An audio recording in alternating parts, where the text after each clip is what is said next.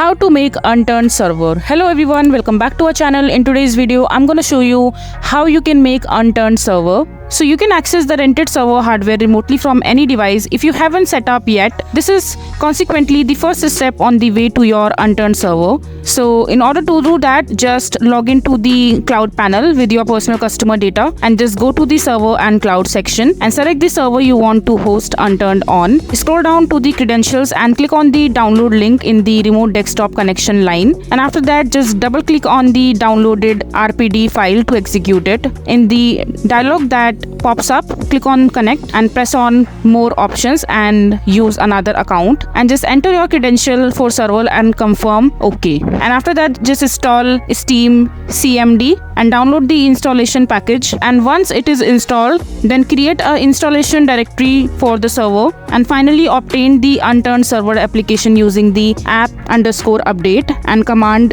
the app ID, and this is how you will be able to make Unturned server. So that is it for this video. If you find this video to be helpful, make sure to hit that like button and don't forget to subscribe to our channel for more such informative videos, and I'll see you the next time.